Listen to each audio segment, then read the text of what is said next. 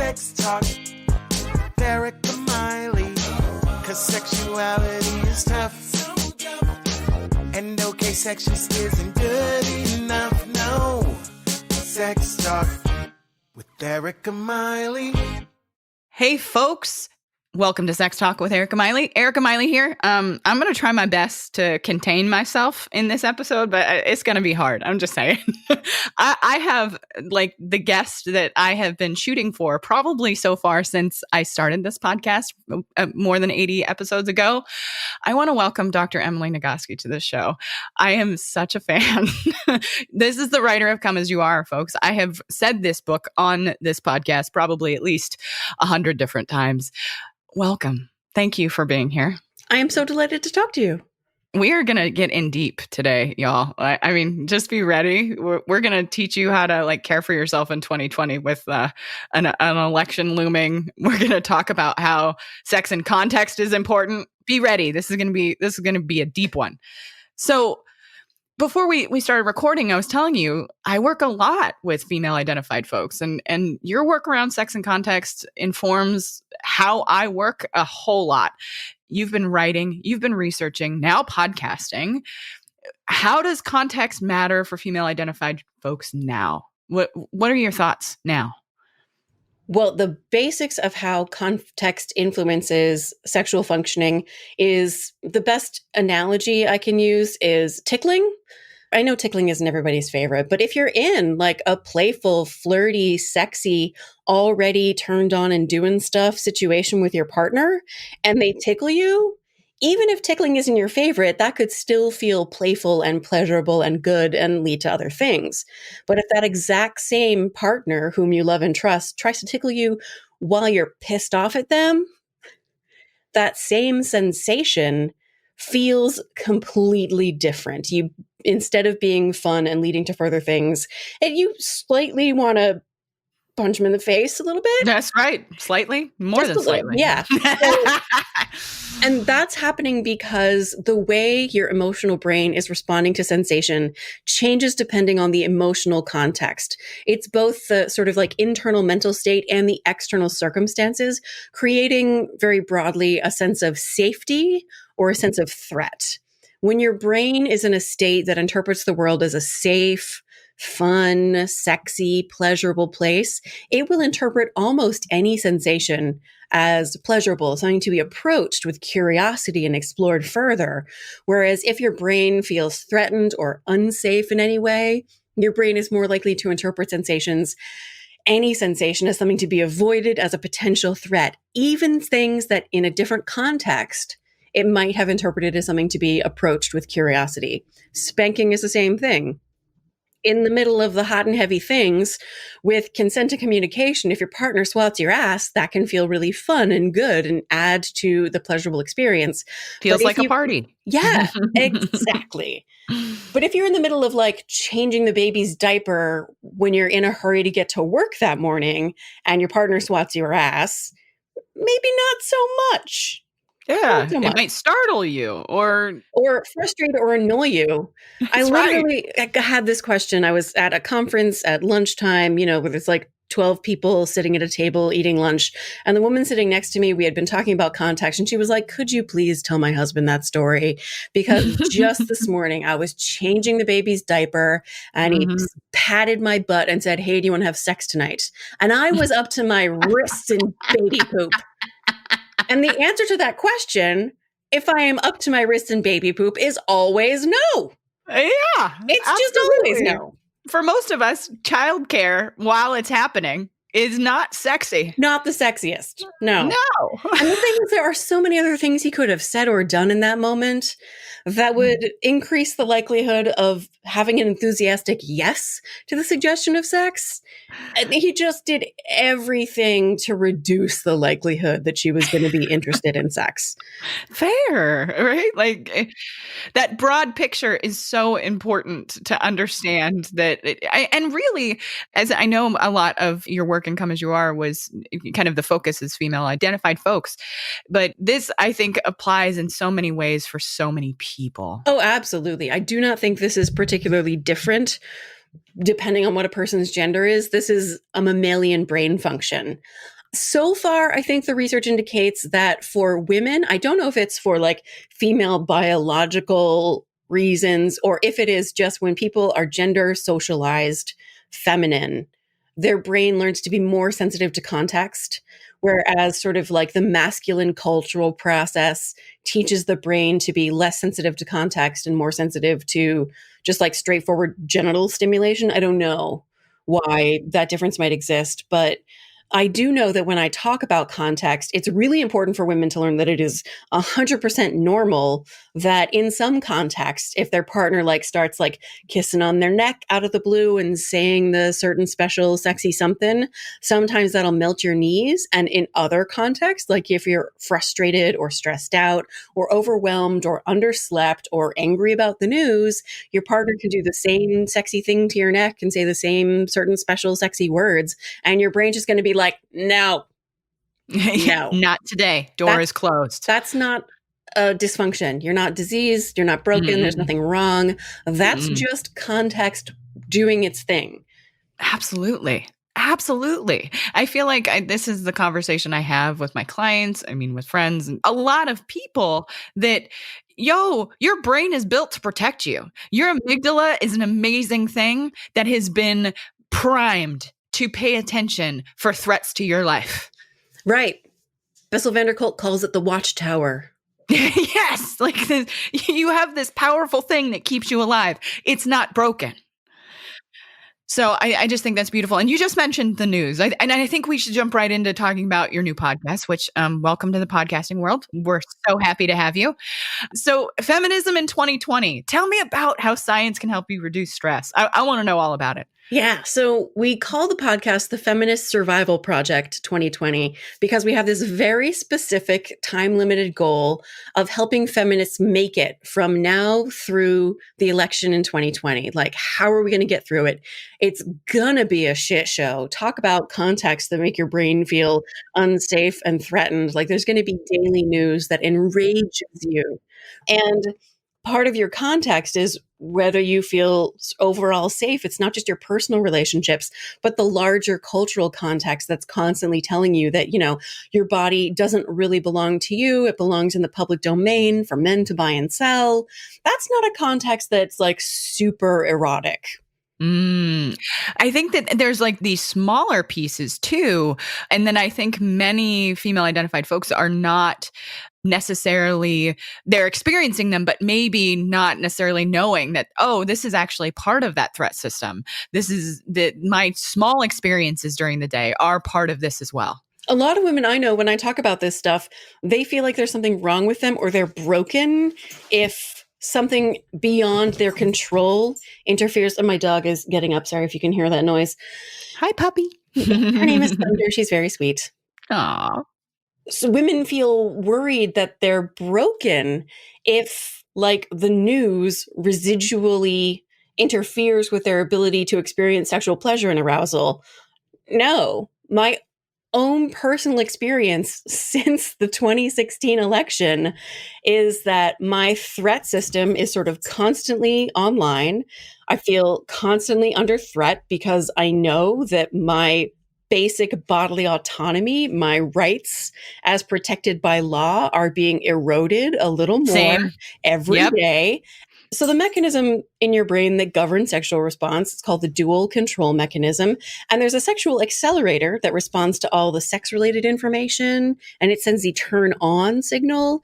And then there's a brake that notices all the potential threats, and it sends the turn off signal. So for the last, 3-ish years, my brakes have been a little bit on all the time because I'm so aware of the ways that the federal government is constantly encroaching. It's not just my personal rights. Because this is the work I do, watching the work I do be contradicted and just sort of eroded away, it's an existential kind of rage. Yes, a fundamental harm to other people and us, right? Like all the time, every single day. It's kind of like, I was actually thinking while you were giving like the brake example, it's like when you put that emergency brake on and you take it off and it's still on a little bit and then you hear that terrible noise. Yeah. Yeah. Just always on a little bit. And so my sexual response has changed over this time. I require a longer runway now. Fair? Like I need advance notice to prepare myself and like really put in some deliberate effort to get my brain into a calm, relaxed, peaceful, safe enough state of mind to be able to feel deeply connected to my partner. Thank goodness he has me for a wife. Because I can explain to him, look, it has nothing to do with you. I love you just as much, if not more. And the world is hitting my brakes. So, like, it's us against the world. If we want our sex life to be connected and pleasurable and awesome, then we got to work together to help my brain release the outside world so that it can just be you and me connected together, enjoying our bodies together.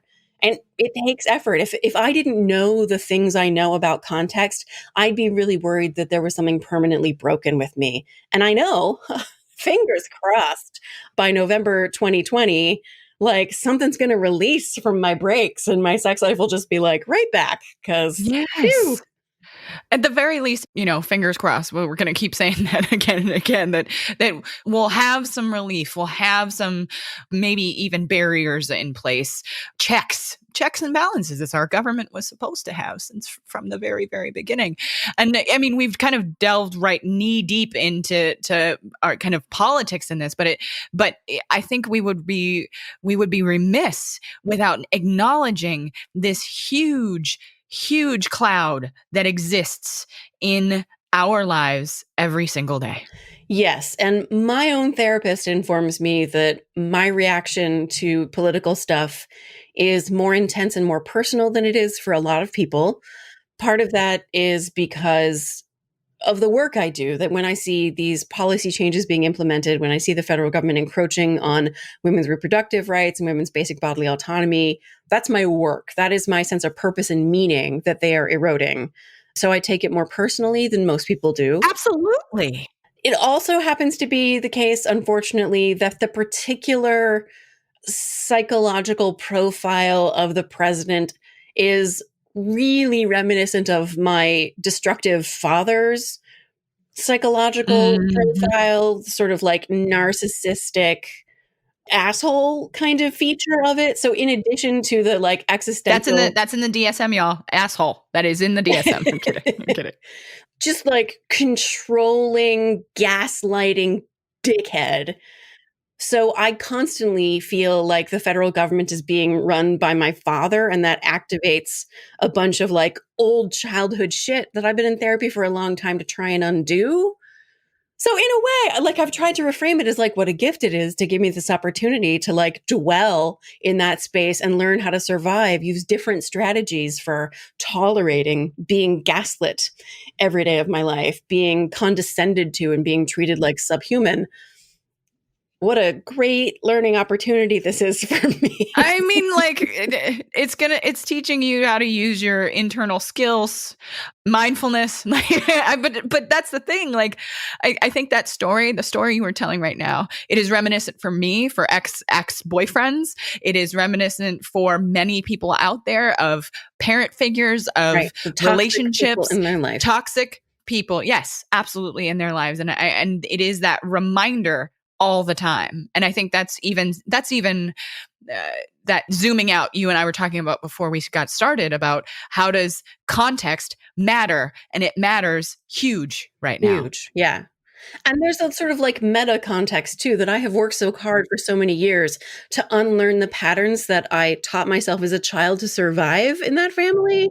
Like I've worked so hard to get out of that. And I am angry that I'm put in a position where I'm forced to re-encounter all that bullshit and despair from my childhood. And that also is not awesome for my sex life. Fortunately, I have devoted not just my personal development, but my career to learning and teaching the strategies to cope.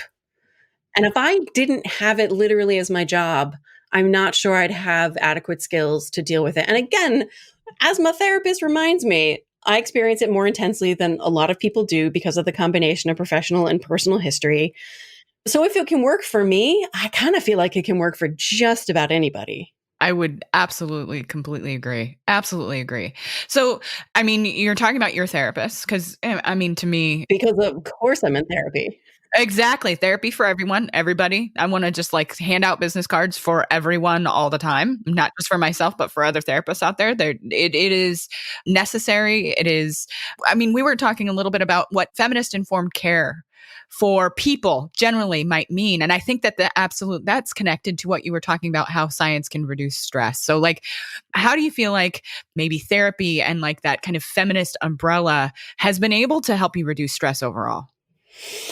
Oh boy. So there's a couple of things. One, just from a basic science perspective, one of the most powerful ideas in both Come As You Are and in the new book Burnout and on the podcast is the idea of separating what's causing our stress from the stress itself. Biologically, our stress, the stress response mechanism in our bodies, is this evolutionarily adaptive response to help us survive stressors like being chased by a lion. But the thing about being chased by a lion is that there's a distinct beginning, middle, and end to these, and it only lasts a few minutes. That's how our stress response is supposed to work. These days, our stressors don't have that kind of clear beginning, middle, and end, and our stressors might last all day, every day for weeks or months or years at a time. And stress is good for us if we experience it for a few minutes at a time. But if we stay in that state of increased adrenaline and cortisol, increased respiration rate, reduced reproductive functioning, reduced digestive functioning, reduced immune functioning, it has a long-term impact on our bodies. One of my favorite examples is that an activated stress response slows gastric emptying, so food stays in your stomach longer, but speeds up bowel motility. And the result of that, like in the short term, is nothing at all. But in the long term, to stay in that place, IBS. So stress literally causes IBS, but only if you stay in that elevated state for a long time. That's the bad news. Right? Like, I mean, we have a higher rate of anxiety disorders throughout Anxiety, our depression, depression, IBS, all of that. women are the ones who experience these things. Yeah.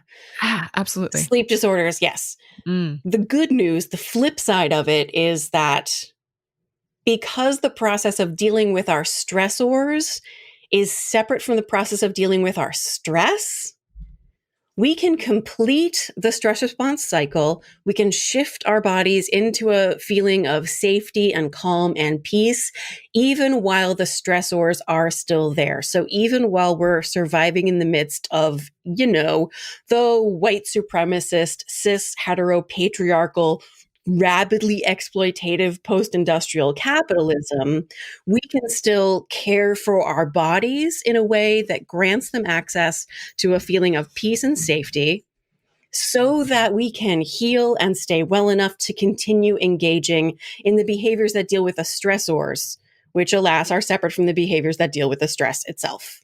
This is exactly what I am saying probably every single day to my clients is that you can use your body to teach your mind to be able to access calm.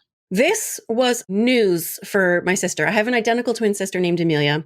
She wrote Burnout with me. She co-hosts the podcast with me, and she is the reason why Burnout exists as a book. She was in grad school. She remains the only woman ever to finish her doctoral program because the environment is that toxic to women. And in the course of it, it put her in the hospital twice.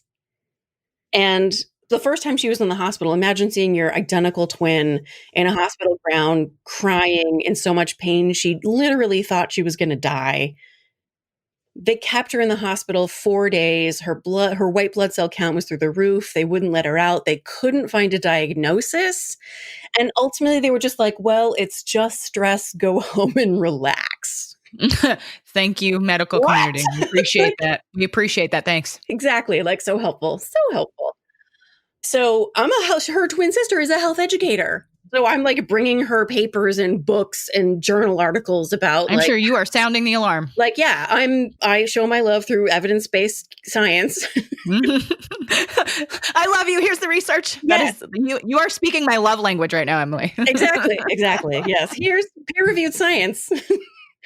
And she began to recognize that emotions are not just ideas. They're not just sort of like things that exist in the vapor. They're biological phenomena that happen in her physical body, that the rage and frustration and sense of helplessness existed in her chemistry, which was bad news because it meant that it was poisoning her a little bit.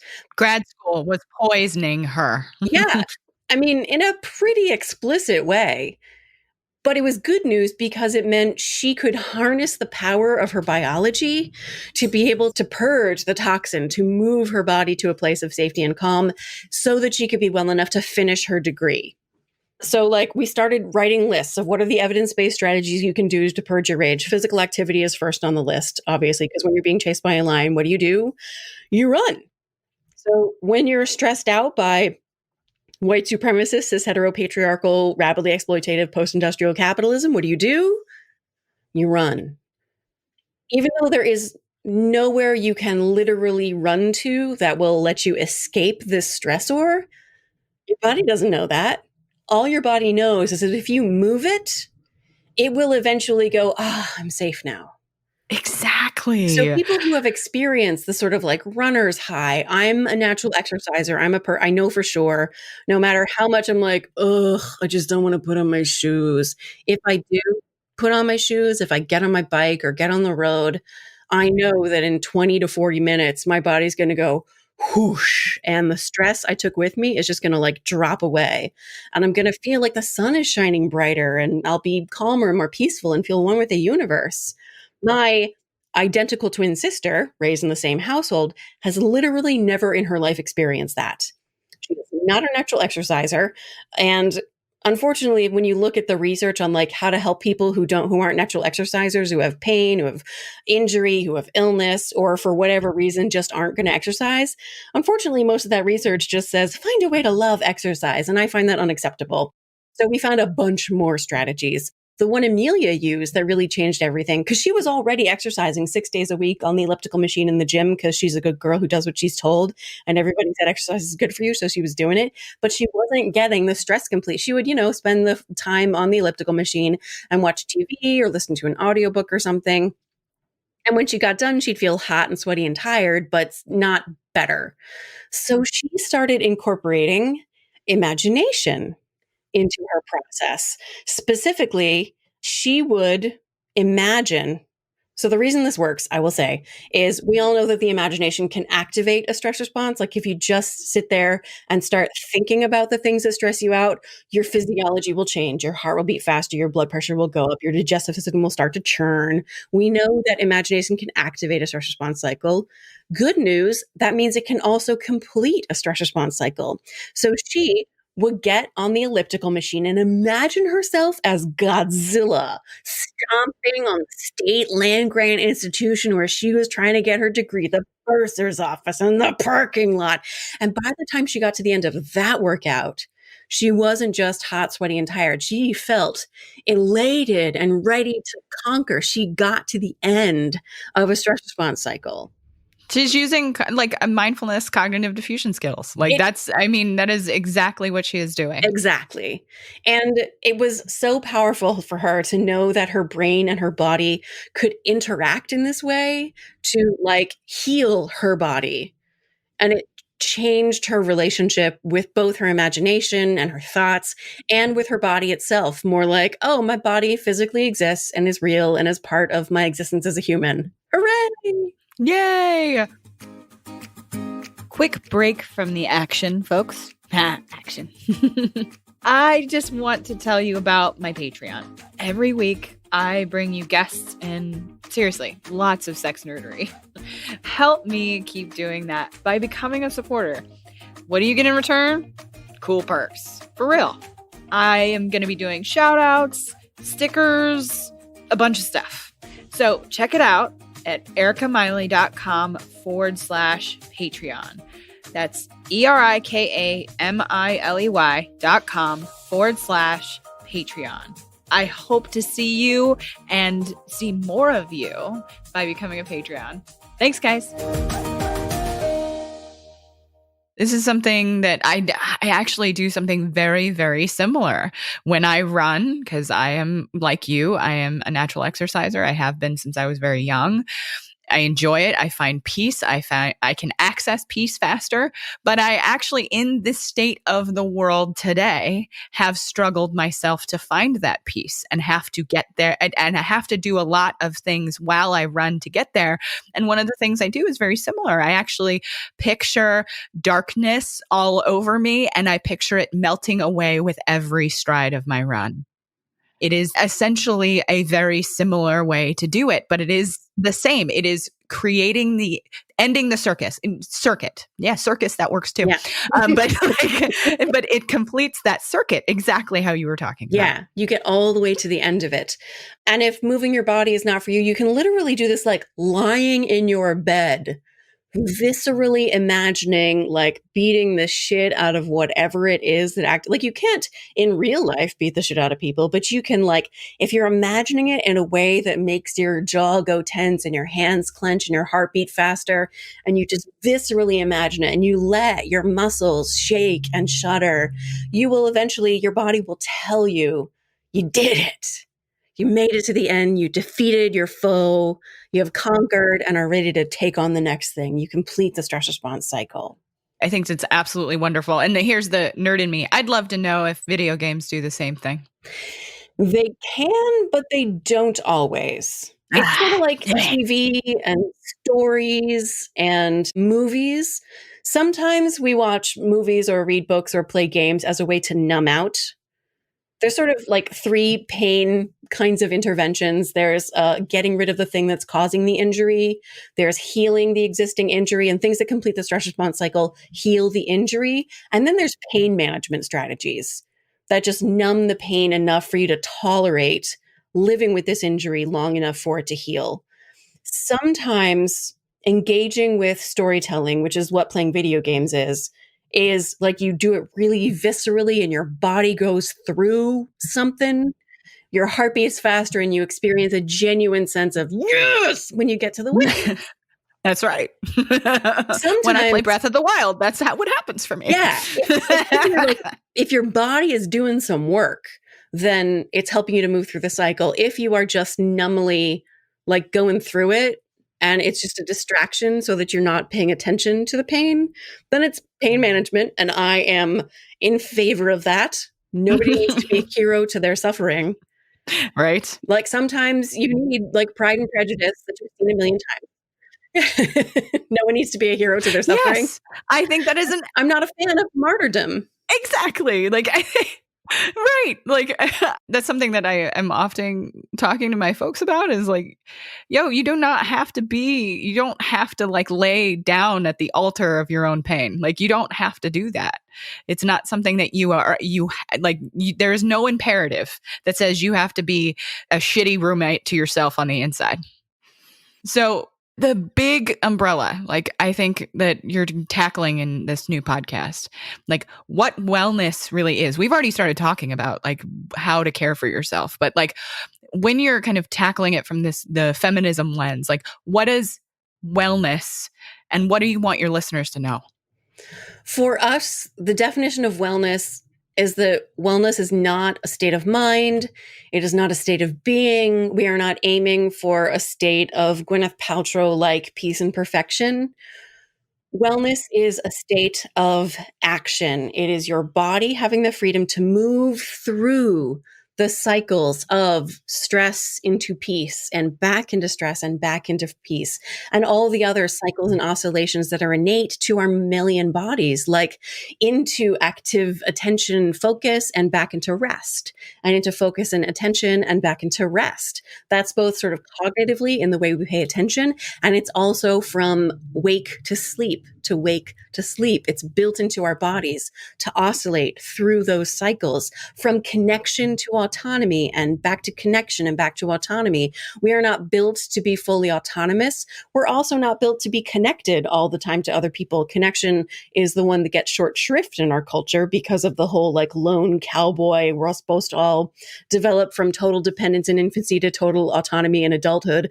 That's a patriarchal lie. We're supposed to develop from total dependence in infancy to oscillating through connection to autonomy to connection back to autonomy.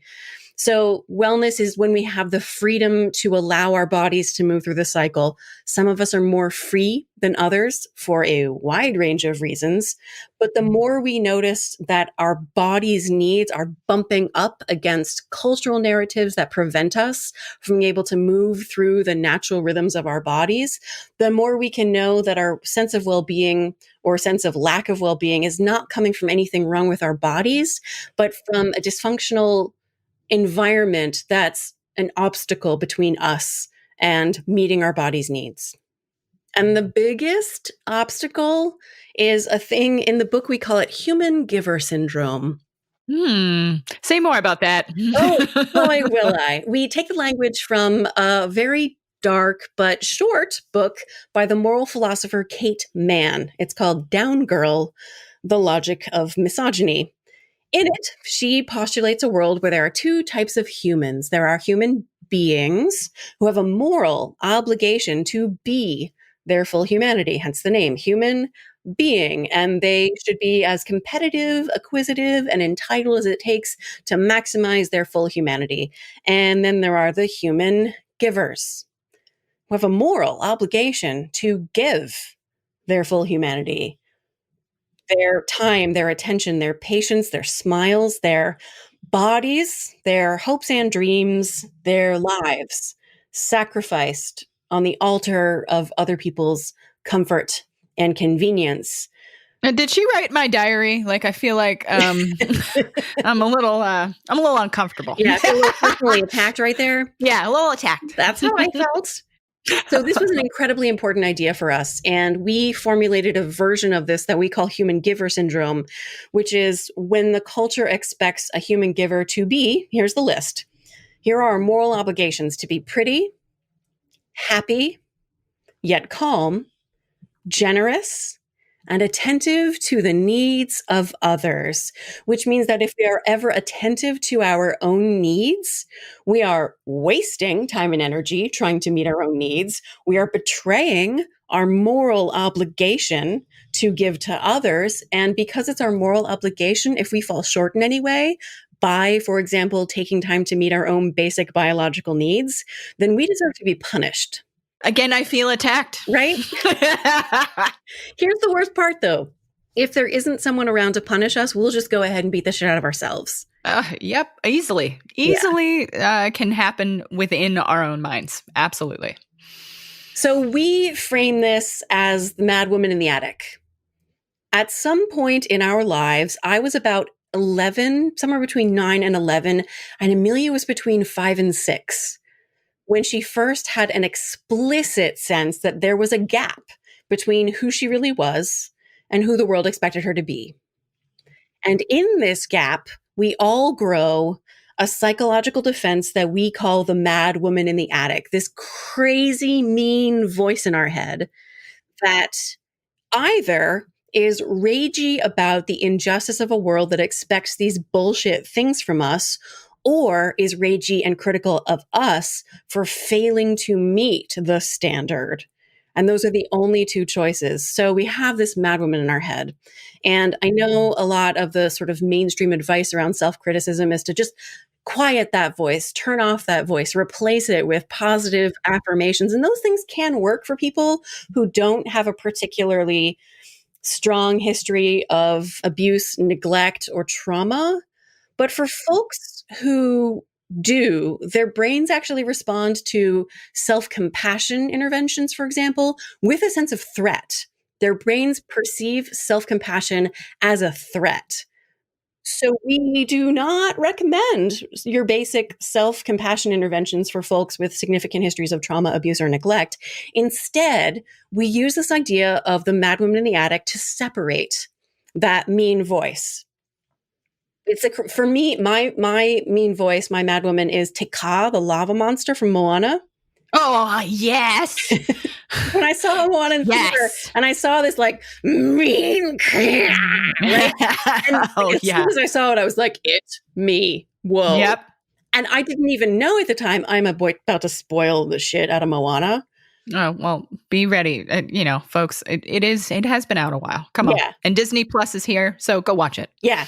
Everyone, everywhere. I know there's critical things to say about race and the whole idea of princesses, but oh my God, Moana. Yes, Moana. So here's the thing. Te Kā, the lava monster, who is the final worst barrier between Moana and her goal, is Moana notices that Te Kā, the lava monster, has a spiral on her chest, which matches the spiral on the stone, on the heart of Te Fiti, which is this stone that was stolen from the goddess of life and abundance. And she realizes that she holds in her hand the heart of her own worst enemy. And so she commands the ocean, let her come to me. And the ocean parts and creates this damp sand pathway between her and this terrifying lava monster who comes roaring up the sand toward her. And Moana fucking sings her a song. I have crossed the horizon to find you. So now just imagine that you're turning toward your inner critic with kindness and compassion, recognizing that deep down under all this scary fire and rage, there is a goddess of life and abundance. I have crossed the horizon to find you. I know your name. They have stolen the heart from inside you, but this does not define you. This is not who you are. I know who you are. And she restores the heart, and all of the rock and the lava falls away, revealing the green, abundant goddess of life, Te Fiti. When you can turn toward even your own worst enemy who lives inside your body with kindness and compassion, without fear, knowing that you hold her heart in your hand. It changes your relationship with this mean monster who lives inside you. Who is yelling. She wasn't born that way. She was made by a culture that stole something from her. I should say that Amelia's Mad Woman is completely different from mine because, of course, hers is less of a voice and a personification and more of just like a physical reaction. Do you know what a dolly zoom is? No, I don't. That Alfred Hitchcock used a lot, where you yes, in the lens, but physically pull back the camera on a dolly. So the person in the middle of the frame stays the same size, but the background stretches and grows. And it gives a sort of like vertiginous effect. Amelia's Mad Woman is the sensation of a dolly zoom happening where her limbs are kind of stretching, but she's bigger, but she feels smaller inside. And when she finally recognized that when she experiences that feeling, which is like this sort of like big mix of shame and rage and isolation, all of which are these super dangerous, toxic emotions if we just like let them stew in our bodies, she knows that she's being grabbed by these emotions. As soon as she recognizes and goes, oh, look, that's the Mad Woman, it just goes away. Without judgment. Yeah. Identifying it. And Just saying, like, okay, oh, I see. I see you there. Yeah, I know what Hello. you're for. I know you're trying to protect me. You're trying to keep me safe from this chasm between who I truly am and who the world says I'm supposed to be. And I'm going to land on the side of being who I am and recognize that there are costs to that and the world's going to be disappointed in me sometimes. And I'm going to tolerate that truth. We call living with the gap being aware of the abyss. And we all have this sort of like permanent understanding that we are never going to be what the world says we are. And going ahead and granting ourselves permission to perceive ourselves as enough anyway, that who we are is, it's not what the world says we should be, but it actually is pretty spectacularly great. Yes. And complex and never, ever, ever perfect. No. And beautifully so. Yeah. What a transformation it is when people make the shift from until I'm that thing that I'm supposed to be, I'm not enough and I'm broken. I have to beat myself up. I have to punish myself, torture myself until I finally get to this impossible standard. They shift away from that and are like, wait, I get that the impossible standard is there, but what if where I am right now, who I am right now, is already beautiful and loving and plenty? Yes. I feel like your podcast, Feminism in 2020, the project, right? Yeah, Feminist Survival Project. Feminist Survival Project is a love letter. It sounds like a love letter. That's what it sounds like to me. Oh, that's a really good way to describe it. Yeah. Like we just want to bring more and more people with us. And because we know when we bring more people with us to the end of 2020, we increase the likelihood that we ourselves are going to make it to 2020 because we've got our arms around each other and we're just going to march forward and not let go, no matter how much the world is telling us. We're not allowed to just like love the hell out of each other. Yes. Woo! Okay, I'm ready for the cups. I'm ready for the t-shirts. I'm ready for the hashtag. Let's do it. Let's do it. So, Emily, how do people find you in the world? The podcast has a website, Feminist Survival Project. I'm at emilynagoski.com. I'm on Instagram personally at eNagoski, first initial last name. Mostly that's pictures of my rescue pit bull Thunder, who is extremely cute and lies on her back a lot with her legs sort of splayed out. She is a model of happiness and joy for me. So that's why I put her on the internet. And then the podcast has its own Instagram, FSP 2020. Fantastic. Y'all, all of that will be in the show notes. Get on there. There's episodes available now. We don't have to wait. Get on there now. The next episode that's coming out is about news consumption and how that relates to your wellness. I will be sharing that as well because let's be real, y'all. We need to, again, cling to one another as we try to get through 2020. We just need to get to the February. That's all. And you know what? Here's the reality. Like 2020 is supposed to be great. It's actually a leap year, which is my birthday. And it's actually a leap year. So everybody listening, go out there and make this next leap year amazing. Again, Emily, thank you for being on the show. I so appreciate it. Thank you. It's been a joy. Everybody, thank you for sticking around to the end, and we will see you next time. Thanks for listening, folks. Please rate and review on iTunes. It helps this podcast get found. If you leave a 5-star review, let me know about it on any social media, and I'll shout you out on the podcast. You can find my website at ericamiley.com. You can find me on Facebook, the Gram, and Twitter. See y'all next time.